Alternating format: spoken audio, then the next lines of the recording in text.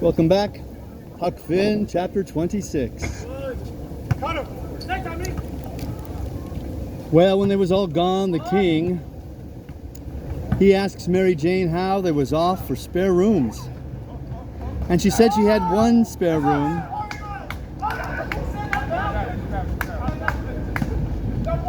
Basketball game going on right there. The king, he asks Mary Jane how they was off for spare rooms.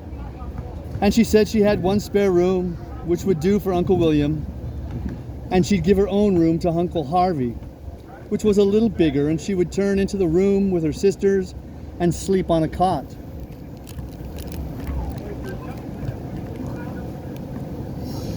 And up garret was a little cubby with a pallet in it. And the king said the cubby would do for his valley, meaning me. Valley. I wonder if it was valley or valet. Spelled V-A-L-L-E-Y, valley. So Mary Jane took us up, and she showed them their rooms, which was plain but nice. She said she'd have her frocks and a lot of other traps out of her room if they was in Uncle Harvey's way. But he said they weren't. The frocks was hung along the wall, and before them was a curtain made out of calico that hung down to the floor. There was an old hair trunk in one corner and a guitar box in another, and all sorts of little knickknacks and gimcracks around. Little girls brisking up a room with. The king said it was all the more homely and more pleasanter for these fixings, and so don't disturb them. The Duke's room was pretty small, but plenty good enough, and so was my cubby. That night they had a big supper, and all of the men and women were there, and I stood behind the king and the Duke's chair and waited on them. And then the staff waited on the rest. Mary Jane, she sat at the head of the table with Susan alongside of her and said how bad the biscuits was, and how mean the preserves was, and how ornery and tough the fried chickens was. And all that kind of rot. The way women always do to force out compliments. And the people all knowed everything was tip-top, and so said, "How do you get the biscuits to brown so nice? And where for the land's sake did you get these amazing pickles?" And all that kind of humbug talky talk, just the way people always does at a supper, you know. And when it was all done, me and the hare lip had supper in the kitchen off of the leavings, whilst the others was helping the staff clean up the things. The hare lip, she got to pumping me about England, and blessed if I didn't think the ice was getting mighty thin. Sometimes, she says, "Did you ever see the king?" Oh, I feel raindrops. "Who? William IV? Well, I bet I have. He goes..." Oh, raindrops are coming. We'll see how far we can get. "Well, I bet I have. He goes to our church. I knowed he was dead years ago, but I never let on. So when I says he goes to our church," she says, "What? Regular?" "Yes, regular. His pew's right over opposite ourn, on t'other side the pulpit. I thought he lived in London." "Well, he does. Where would he live? But I thought you lived in Sheffield." I see I was up a stump. I had let on to get choked with a chicken bone, so as to get time to think how to get down again. Then I says, "I mean, he goes to our church regular when he's in Sheffield. That's only in the summertime when he comes there to take the sea baths." "Why, how you talk, Sheffield ain't on the sea. Well, who said it was? Well, you did. I didn't, Nether. You did, I didn't. You did. I never said nothing of the kind. Well, what did you say then? Said he come to take the sea baths. That's what I said. Well, then how's he going to take the sea baths if he ain't on the sea? Looky here, I says. Did you ever see any Congress water? Yes. Well, did you have to go to Congress to get it? Why, no. Well, neither does William IV have to go to the sea to get a sea bath. How does he get it then? Gets it in the way people down here gets Congress water, in barrels. There in the palace at Sheffield, they've got furnaces and he wants his water hot. They can't boil that amount of water away off there at the sea. They haven't got no conveniences for it. Oh, I see now. You might have said that in the first place and saved time. Well, when she said that, I see I was out of the woods again. And so I was comfortable and glad. Next, she says, do you go to church too? Yes, regular. Where do you sit? Why, in our pew. Whose pew? Why, ourn, your Uncle Harvey's. His'n, what does he want with a pew? Wants it to set in. What did you reckon he wanted with it? Why, I thought he'd be in the pulpit. Rot him. I forgot he was a preacher. I see I was up a stump again. So I played another chicken bone and got another think. Then I says, blame it, do you suppose there ain't but one preacher to a church? Why, what do they want with more? What? To preach before a king? I never see such a girl as you. They don't have no less than 17. 17? My land! Well, I wouldn't set out such a string as that. Not if I never got to glory. It must take 'em a week. Shucks, they don't all of them preach the same day. Only one of them. Well then, what does the rest of them do? Oh, nothing much. Loll around, pass the plate, and one thing or another. But mainly they don't do nothing. Well then, what are they for? Why, they're for style. Don't you know nothing? Well, I don't want to know no such foolishness as that. How his servants treated in England? Do they treat them better than we treat our staff? No, a servant ain't nobody there. They treat them worse than dogs. Don't they give them holidays the way we do? Christmas and New Year's week and 4th of July? Oh, just listen. A body could tell you who ain't never been to England. By what? Why, why, Joanna, they never see a holiday from year's end to year's end. Never go to the circus, nor the theater, nor the shows, nor nowheres. Nor church, nor church. But you always went to church. Well, I was gone up again. I forgot I was the old man's servant, but next minute I whirled in on a kind of an explanation. How a valley was different from a common servant. And had to go to church, whether he wanted to or not, and sat with the family on account of its being the law. But I didn't do it pretty good. And when I got done, I see she weren't satisfied. She says, honest Injun, now, hain't you been telling me a lot of lies? Honest Injun, says I. None of it at all? None of it at all. Not a lie in it, says I. Lay your hand on this book and say it. I see it weren't nothing but a dictionary. So I laid my hand on it and said it.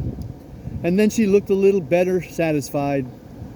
and says, "Well, then I believe some of it, but I hope to gracious if I'll believe the rest." "What is it you won't believe, Joe?" says Mary Jane, stepping in with Susan behind her. "It ain't right nor kind of you to talk so to him, and him a stranger and so far from his people. How would you like to be treated so?"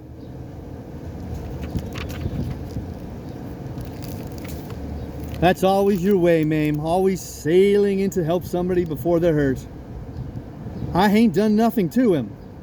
He's told some stretchers, I reckon, and I said I wouldn't swallow it all, and that's every bit and grain I did say. I reckon he can stand a little thing like that, can't he? I don't care whether 'twas little or whether 'twas big. He's here in our house and a stranger, and it wasn't good of you to say it. If you was in his place, it would make you feel ashamed. So you oughtn't to say a thing to another person that will make them feel ashamed." "Why, Mame," he said, "it don't make no difference what he said. That ain't the thing. The thing is for you to treat him kind and not be saying things to make him remember he ain't in his own country and amongst his own folks."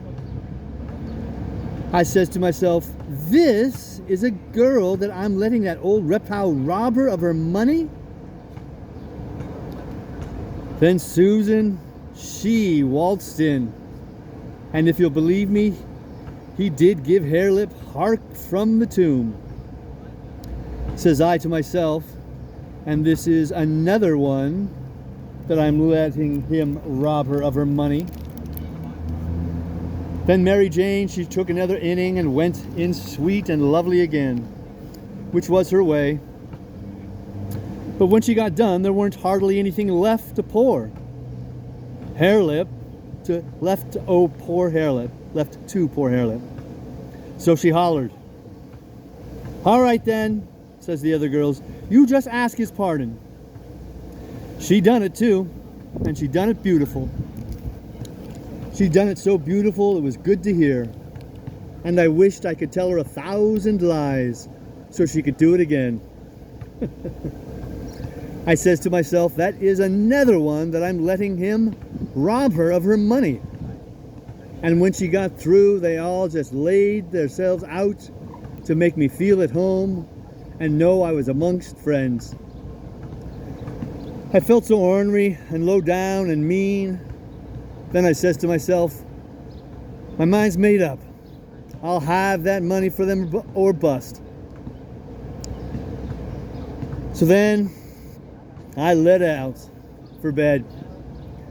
I said, meaning sometime or another. When I got by myself, I went to thinking the thing over. I says to myself, shall I go to that doctor private and blow on these frauds? No, that won't do.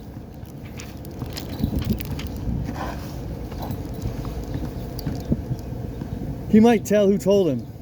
Then the king and the duke would make it warm for me. So I shall go private and tell Mary Jane? No, I dasn't do that. Her face would give them a hint. Sure, they've got the money, and they'd slide right out and get away with it. If she was to fetch in help, I'd get mixed up in the business before it was done with. I judge. No, there ain't no good way come but one. I got to steal that money somehow, and I got to steal it some way that they won't suspicion that I done it. They've got a good thing here, and they ain't going to leave till they've played this family and this town for all they're worth. So I'll find a chance time enough. I'll steal it and hide it. And by when I'm away down the river, I'll write a letter and tell Mary Jane where it's hid. But I better hide it tonight if I can, because the doctor maybe hasn't let up as much as he lets on he has. He might scare them out of here yet.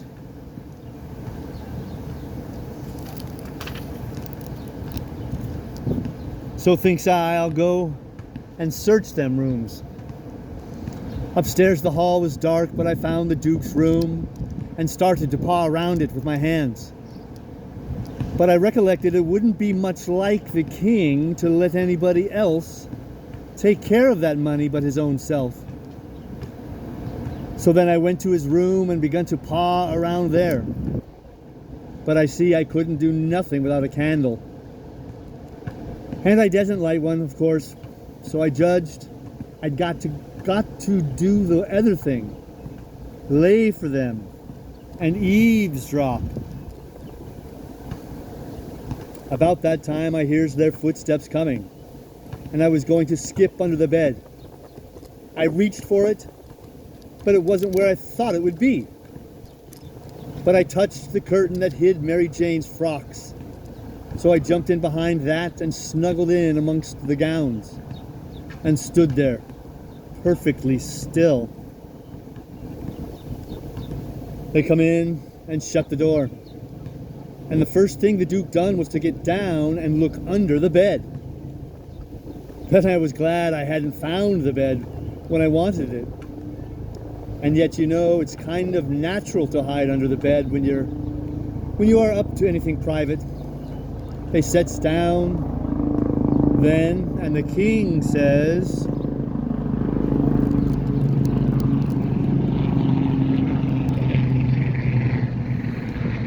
"Well, what is it?" And cut in midland short, because it's better for us to be down there a whooping up the morning than up here giving them a chance to talk us over. "Well, this is it, Capet. I ain't easy, I ain't comfortable. That doctor lays on my mind. I wanted to know your plans. I've got a notion, and I think it's a sound one." "What is it, Duke?" "That we'd better glide out of this before 3 in the morning and clip it down the river with what we've got, especially seeing we got it so easy. Giving it back to us, flung at our heads, as you may say, when of course we allowed to have to steal it back. I'm for knocking off and lighting out." That made me feel pretty bad. About an hour or two ago, it would have been a little different, but now it made me feel bad and disappointed. The king rips out and says, "What? And not sell out the rest of the property? March off like a passel of fools and leave $8,000 or $9,000 worth of property laying around just suffering to be scooped in? And all good, salable stuff too." The Duke, he grumbled, and the bag of gold was enough, said the bag of gold was enough, and he didn't want to go no deeper. Didn't want to rob a lot of orphans of everything they had. "Why, how you talk," says the king. "We shan't rob 'em of nothing at all, but just this money. The people that buys the property is the sufferers, because as soon as it's found out that we didn't own it, which won't be long after we've slid, the sale won't be valid, and it'll all go back to the estate. These your orphans will get their house back again, and that's enough for them. They're young and spry, and can easy earn a living. They ain't going to suffer. Why, just think, there's thousands and thousands that ain't nigh off so well off. Bless you, they ain't got nothing to complain of." Well, the king, he talked him blind. So at last he give in and said, "All right," but said he believed it was blame foolishness to say, and that doctor hanging over them. But the king says, "Cuss the doctor. What do we care for him? Ain't we got all the fools in town on our side, and ain't that a big enough majority in any town?" So they got ready to go downstairs again. The Duke says, "I don't think we put that money in a good place." That cheered me up. I began to think I weren't going to get a hint of no kind to help me. The king says, "Why?"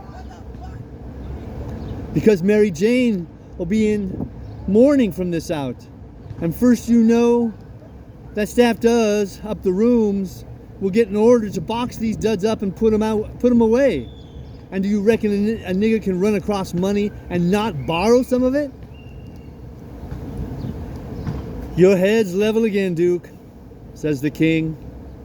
And he comes a-fumbling under the curtain 2 or 3 foot from where I was. I stuck tight to the wall and kept mighty still, though quivery, and I wondered what them fellows would say to me if they catched me.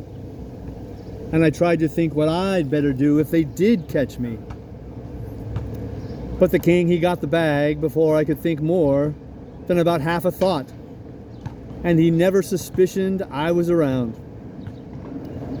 They took and shoved the bag through a rip in the straw tick that was under the feather bed, and crammed it in a foot or 2 amongst the straw, and said it was all right now, because a nigger only makes up the feather bed and don't turn over the straw tick only about twice a year, and so it weren't in no danger of getting stole now. But I knowed better. I hid it out of there before they was halfway down the stairs. I groped along up to my cubby and hid it there till I could get a chance to do better. I judged I better hide it outside of the house somewheres, because if they missed it, they would give the house a good ransacking. I knowed that very well. Then I turned in with my clothes all on, but I couldn't have gone to sleep even if I'd wanted to. I was in such a sweat to get through with the business. By and by I heard the king and the duke come up, so I rolled off my pallet and laid with my chin at the top of my ladder and waited to see if anything was going to happen. But nothing did. So I held on till all the late sounds had quit and the early ones hadn't begun yet. And then I slipped down the ladder